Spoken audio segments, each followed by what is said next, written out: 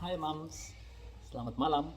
Selamat datang di channel saya. Saya Edward Sugito Manurung. Saya seorang dokter spesialis kandungan dan ginekologi. Hari ini kita akan bahas topik yang sering menjadi perbincangan dan hal yang relatif mudah dan sulit buat beberapa ibu hamil tentang pilihan jenis persalinan. Mungkin beberapa orang ibu yang sudah punya anak lebih dari satu sudah mengalami persalinan, itu pilihan yang mudah. Ternyata buat beberapa ibu itu bukan pilihan yang mudah. Bahkan suatu hal yang membingungkan karena terlalu banyak informasi tentang jenis persalinan yang harus mereka hadapi. Lalu apa yang harus diambil? Keputusan mana yang akan diambil? Sambil santai, mari kita berdiskusi tentang jenis persalinan yang ada. Persalinan yang ada itu ada dua. Yang pertama persalinan normal atau spontan, melahirkan dari pervagina. Yang kedua dengan operasi sesar. Melahirkan itu memiliki konsekuensi masing-masing dengan kelebihan dan kekurangan masing-masing. Memang melahirkan secara normal itu suatu hal yang sangat ideal, menjadi impian dan menjadi cita-cita begitu banyak ibu-ibu hamil. Tetapi sayangnya ternyata tidak semua ibu hamil mempunyai kesempatan untuk bisa melahirkan secara normal. Mari kita bahas tentang persalinan normal.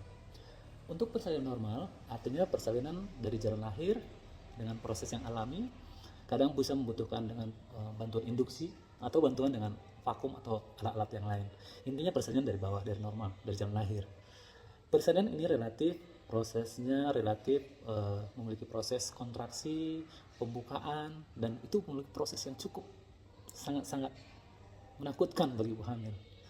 Tetapi proses ini akan berakhir dengan persalinan, dan yang jika berhasil maka ibunya akan cepat pulih, sehingga setelah melahirkan normal ibu akan segera dapat bonding, dapat segera memeluk bayinya, bisa menyusui, bahkan mengurus bayinya secara langsung karena ibunya tidak perlu memiliki proses pemulihan yang relatif lebih rumit.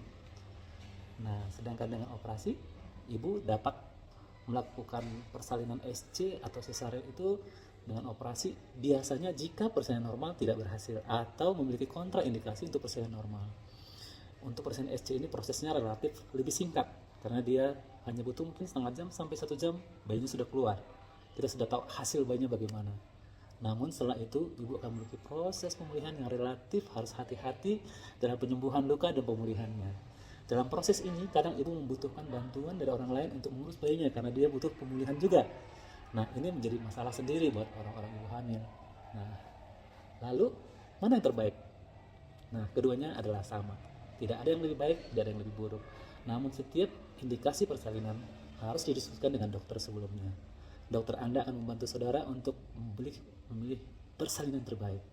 Jangan segan-segan untuk berdiskusi dengan dokter saudara untuk berkomunikasi apa yang akan saudara lakukan. Komunikasi dengan dokter, diskusi dengan sebaik-baiknya supaya persalinan Anda menghasilkan hasil yang optimal, ibu dan bayi sehat. Jadi, Moms, jangan ragu-ragu, apapun yang keputusan saudara ambil, keduanya adalah pilihan yang terbaik. Oke, jangan lupa untuk komen, like, dan share informasi ini, atau saudara ingin berkomunikasi dengan saya, silakan tulis di komen. Dadah, selamat malam.